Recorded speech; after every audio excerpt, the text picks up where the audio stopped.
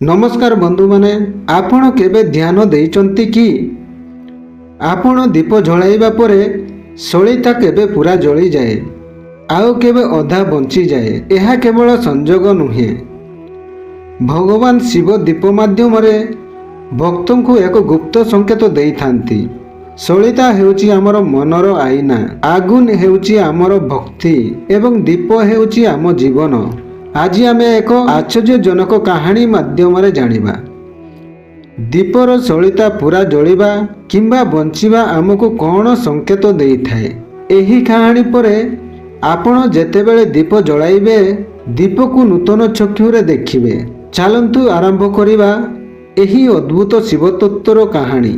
बंधुगण, वीडियो संपूर्ण भाव देखंतु, कारण शिव पुराण कथा को अधा अधूरा सुनिबा उचित नुहे। एही कहानी हेउची एक छोट ग्रामर, जेउठारे रहुतिले जणे भक्त। तांको नाम तिला गोपाळ। गोपाळ तिले अत्यंत शिव भक्त। प्रतिदिन सकाळे संध्यारे से शिव मंदिर को जाई दीप जलाउथिले। तांकर एक अभ्यास तिला, से सळिता को बहुत ध्यान रे लगाई दीप जलाउथिले। एक दिन से देखिले से जेउ सळिता लगाई थिले सेही सळिता पूरा जळी जाइछि, किछि मध्य बंची नाही। तांको मनर प्रश्न जन्म नेला, एहा कौन संकेत।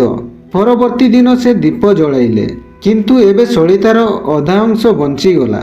से आउ अधिक चिंतित हेले। गोपाळ चिंता करी गाँर पुराणा महांतों पाखकू गले।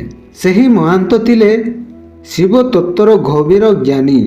गोपाळ पचारिले, महाराज, दीपर सळिता पूरा जळीजिबा किंबा बंचिबा कौन दर्शाए।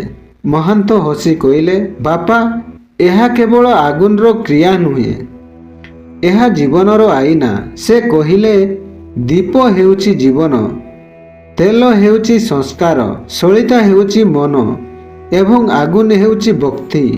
जेतेबेले मन पूरा भक्ति रे लीन होई जाए सेतेबेले सेही सळिता पूरा जळी जाए।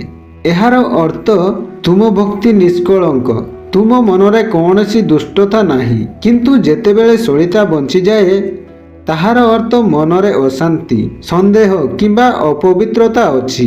गोपाळ आश्चर्य हेले। महांत आउ कहिले, भगवान शिव दीप माध्यम भक्तों को संकेत देई थांती। सळिता हेउची भक्तर मनर प्रतिछवि। सेही दिनर गोपाळ निज मन को शुद्ध करिबारे लागिले। से देखिले जेउ दिन से काहा सह रुषितांती सेही दिन सळिता बंची जाए। जेउ दिन से शांत और पवित्र मनरे पूजा करती सेही दिन सळिता पूरा जळी जाए। धीरे धीरे से बुझिले दीप तांको तांको मनर आईना देखाउची। एक रातिरे से स्वप्नरे भगवान शिवंकु देखिले। शिव कहिले, बापा, दीपर सळिता हेउची तुमर आत्मार स्थिति। जेतेबेले मन शुद्ध सेतेबेले सळिता पूरा जळी जाए, जेतेबेले मन अशांत सेतेबेले से बंची जाए। गोपाळ जीवन बदली गला। से दीप को देखी निजको ठीक करुथिले। बंधु माने, एहा केवल गोपाळंको कहानी नुहे, एहा आम सबुंको जीवनर सत्य।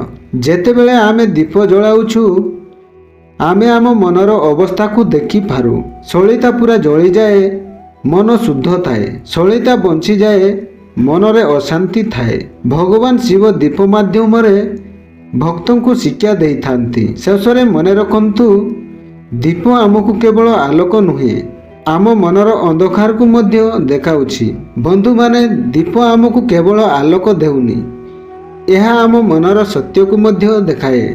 सळिता पूरा जळी जिबा मनर पवित्रतार संकेत, सळिता बंची जिबा मनरे अशांतिर संकेत। भगवान शिव दीप माध्यम भक्तों को निजको ठीक करिबार सूचना देई थांती। एबेरु आपण जेतेबेले दीप जळाइबे सळिता को ध्यान रे रखंतु। सेही दीप आपणको आपणको मनर स्थिति कही देबो। एहिटारे मु वीडियो शेष करूछि।